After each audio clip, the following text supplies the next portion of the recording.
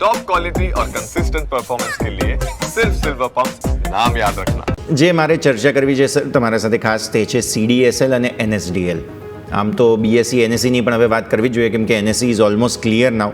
હવે લાગે છે કે બહુ જલ્દી એ પણ IPO આવી જશે. પણ પહેલાં આ કેસ સ્ટડી સમજીએ. CDSL ઓલરેડી લિસ્ટેડ પ્લેયર હતું. NSDL ઓફ માર્કેટ શેર્સને એ બધું બહુ ચાલતું હતું, ઓફલાઈન શેર્સ જેને આપણે કહીએ તે. પછી NSDLનો IPO આવ્યો અને CDSLમાં જબરદસ્ત વેચવાલી.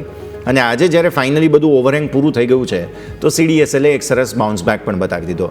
નો ડાઉટ NSDL સર લાર્જર પ્લેયર્સને કેટર કરે છે, CDSL મોસ્ટલી રિટેલ સ્પેસને કેટર કરે છે. એટલે CDSLના માર્જિન, CDSLના વોલ્યુમ અલગ છે, NSDLના માર્જિન, NSDLના વોલ્યુમ પણ અલગ છે. કેસ સ્ટડી થોડો સમજીએ આજે જ્યારે CDSLમાં આટલી સરસ તેજી જોવા મળી છે ત્યારે. સર જી, CDSL NSDL ની વાત કરીએ તો ઓફકોર્સ CDSL કમ્પેરેટિવલી મોટો પ્લેયર છે કમ્પેર ટુ NSDL અને પકડ એ સારી છે માર્કેટ પર. અને ઓફકોર્સ કેટલા વખતથી લિસ્ટેડ છે તો એમાં કોઈ બે મત નથી કે આગળ જઈને જે પણ આ બધા છે ડિપોઝિટર્સને આગળ જઈને પણ ફાયદો થવાનો છે, કેમ કે ઇન્ટરમીડિયેટર્સ ખાલી આ બે જ છે. તો આગળ જઈને જેમ જેમ કેપિટલ માર્કેટ જે વધવાનું છે, જેમ GDP વધશે તો કેપિટલ માર્કેટ તો વધવાનું જ છે. તો આ જ બે પ્લેયરને ફાયદો થશે. પણ CDSL તમે જુઓ તો છેલ્લા અમુક વર્ષથી પણ એનો માર્કેટ શેર વધી રહ્યો છે કમ્પેર ટુ NSDL. હવે NSDL નો જે IPO આવ્યો એમાં ઓવર સબસ્ક્રિપ્શન થયું અને સારું એવું ઓવર સબસ્ક્રિપ્શન થયું. એક રીતે એ એક બુલિશનેસ આવી આજે CDSLમાં કે ચલો એ પત્યું અને વધ્યું. અને CDSL આપણાને પણ ખબર છે કે બહુ જ વોલેટાઇલ સ્ટોક છે, પણ આ સ્ટોક એવો છે કે તમારે નો એક્રોસ મીન્સ આ થોડું મેગા ટ્રેન્ડ, જે રીતે કેપિટલ માર્કેટ એક મેગા ટ્રેન્ડ છે 8 થી 10 વર્ષનો, એમાં CDSL એક પાર્ટ છે અને NSDL પાર્ટ છે. તો આ સ્ટોકમાં તમારે વોલેટિલિટી પકડીને ચાલવી પડશે. 20-25% મૂવમેન્ટ રહેશે.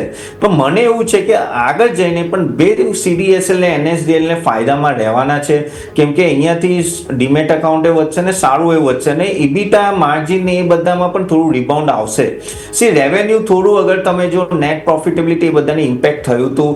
અને આપણે જો કેમ કે આ કેપિટલ માર્કેટના જે જેન સ્ટ્રીટનો જે ઇવેન્ટ થયો હતો એના લીધે આમ તો ઇનડાયરેક્ટલી ઇમ્પેક્ટ થાય પણ થયું હતું CDSL. અને મને એવું લાગે છે કે આગળ જે આ બે જણની દોડ રહેશે એમાં તો પણ થોડું અગર મને પ્રેફરન્સ આપો તો હું CDSL વધારે પ્રિફર કરીશ કમ્પેર ટુ NSDL, કેમ કે હું પોતે બ્રોકર રહ્યો છું પહેલા. આઈ નો એનું ઓપરેશન કેવું છે ને કેવી રીતે આગળ જઈને નો કામ કરવાના છે. તો આઈ થિંક જે રીતે બધી capital market I think CDSL still I prefer much way then compare to NSDL. અને આ સ્ટોક એવો છે કે જે હું કહીશ બધાને કે લાંબા સમય સુધી રાખવું છું. ઓલ્સો સર CDSLમાં એક લોજિક એ પણ હોઈ શકે કેમ કે ઇન્ડિયામાં રિટેલ પાર્ટિસિપેશન હજુ ઇટ ઇઝ સ્ટીલ અંડર 20. સો એ એક સ્કોપ પણ છે CDSL પાસે સર.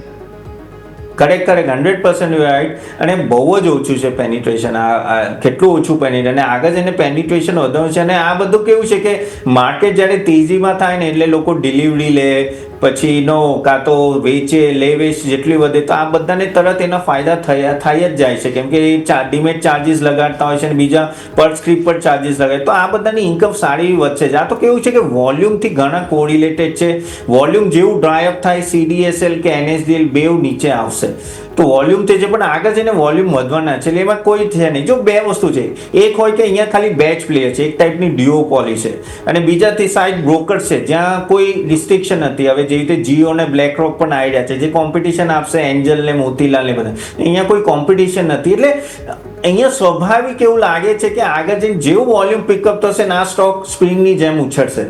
એના લીધે આવા સ્ટોકમાં તમે લેવેચ ના કરી શકો બહુ, સિવાય કે તમે ટેકનિકલ એનાલિસ્ટોને બધું કરી શકો, પણ અધરવાઇઝ આ સ્ટોક એવા છે જેને લઈને મૂકવા પડશે. વોલેટિલિટી રહેશે એમાં કોઈ ડાઉટ નથી. આમાં ક્લિયરલી વોલેટિલિટી હંમેશા અહીંયા રહેવાની છે, નજર રાખીશું.